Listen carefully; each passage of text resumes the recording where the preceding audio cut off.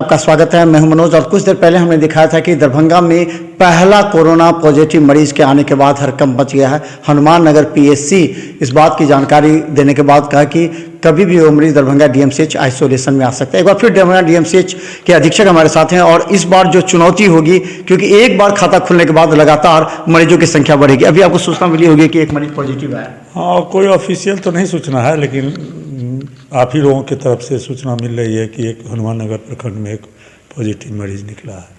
तो हम लोग यहाँ रोस्टर बनाए हुए हैं, डॉक्टर का, पीओडी का भी बनाए हुए हैं, जेआर का भी बनाए हुए हैं, कर्मियों की भी उस वार्ड में तैनाती है, ऑक्सीजन सप्लाई है, तो दवा वगैरह जो ज़रूरी दवा है वो सब उपलब्ध है। तो मरीज़ की आवश्यकता के अनुसार उसको जो है सो उपचार किया जाएगा। उसका मैंने मेडिसिन के विभाग अध्यक्ष से भी बात कर ली है, वो भी एक्टिव हैं और हमको नहीं लगता है जो कोई बहुत परेशानी की बात है। दो वहाँ परेशानी पिछले बार भी हुई थी, जो एक तो ऑक्सीजन की जिसका आप लोगों ने मॉक ड्रिल में भी किया है, दूसरा कि जो डॉक्टर हैं, जो जेआर हैं, ये सारे वो सही तरीके से उस समय मरीजों को देख नहीं पाते थे। जो कम इसके लिए क्या स्पेशल तैयारी? नहीं, इस बार डेडिकेटेड कोरोना के लिए अलग हम लोग कर लिए हैं, ठीक है ना। जो देखेंगे अभी नोडल अफसर उसके लिए फिजिशियन हैं, डॉक्टर शोभा एसके प्रसाद, उनको बनाया गया है। और पहले था लोगों को थोड़ी जानकारी का भी अभाव था, थोड़ा डर भी था। तो अब हमारे जितने मेडिकल के कर्मी हैं, डॉक्टर हैं, वो सारे जो है सो वैक्सीनेटेड हैं। और ख़ास करके वहाँ हम यंग डॉक्टरों की टीम को रखते हैं। कहे तो सीनियर डॉक्टर देखते हैं, एडवाइस अपना देते हैं, और यंग डॉक्टर की टीम लगी हुई है। किसी भी तरह की कोई ढिलाई नहीं बरती जाएगी।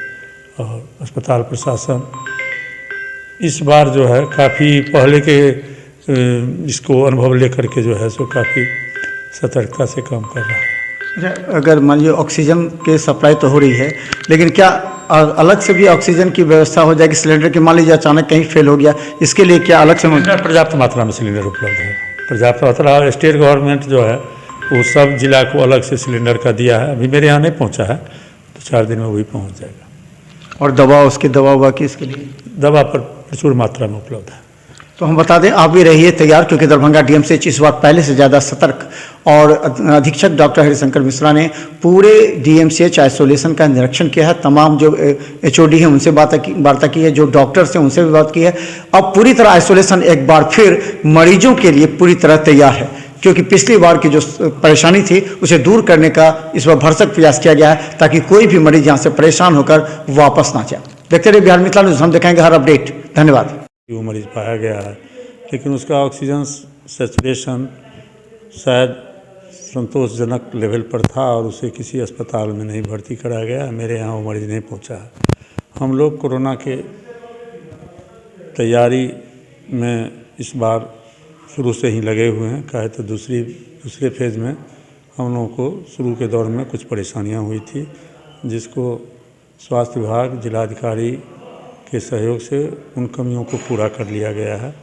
और अभी मेरे यहाँ जो है सो 120 ऑक्सीजन बेड है चिन्हित कोरोना के लिए, अलग से आइसोलेशन, कोरोना आइसोलेशन पूर्ण सुसज्जित रूप से कोरोना आईसीयू के लिए तैयार है। रोस्टर लगा दिए गए हैं ऑक्सीजन की। जिस तरह इमरजेंसी में आपने डॉक्टर्स के नाम के साथ टेलीफोन नंबर लगाया, तो क्या इस तरह आइसोलेशन में भी लगाया जाएगा क्या? निश्चित रूप से आइसोलेशन में भी लगाया जाएगा, निश्चित रूप से लगाया जाएगा। वहाँ तो अभी भी रोस्टर सटा हुआ रहता है। लिखवा देने से होता है क्या, आप लिखवा दिए, कोई डॉक्टर चला गया, वो अपने बदला में किसी से ड्यूटी एग्री करा लिया, और तो फिर आप जो चला गया है उसको फ़ोन करते हैं। और कोरोना में लगातार साल या 2 साल के लिए ड्यूटी नहीं लगती है, 1 महीना का रोस्टर बनता है, तो फिर अगले महीना में उसको बदलना पड़ेगा। इसीलिए हम लोग कंप्यूटर प्रिंट आउट निकाल करके उसका लगा देते हैं। और आइसोलेशन तक जाने का रास्ता बहुत ही ख़राब है। अभी कई डॉक्टर्स भी स्लिप किए हैं, नर्सेज भी स्लिप किए हैं। पानी हेल के लोगों को जाना पड़ता था, कई स्तर पर इस बात को उठाया गया, लेकिन संजोग से रास्ता नहीं बन पाया। लेकिन इधर मैंने पिछले महीना उस पर जो है सो लगभग 48 टेलर ये राविस और 4-5 टेलर टुकड़ा दिलवा दिया है। कल परसों के बारिश में थोड़ा वहाँ कहीं कहीं कीचड़ हो गया है, तो कोई सरकार अस्पताल के पास ऐसा कोई फंड नहीं है कि हम रास्ता बनवा सकें। मैं कई फोरम पर इस बात को उठा चुका हूँ, BMICL से भी कह चुका हूँ, स्थानीय जनप्रतिनिधि है ध्यान में लाया हूँ। तो उन लोग देखते हैं उसमें क्या निर्णय लेते हैं, और जब मरीजों की संख्या बढ़ेगी तो हो सकता है वही पुराना रास्ता फिर चालू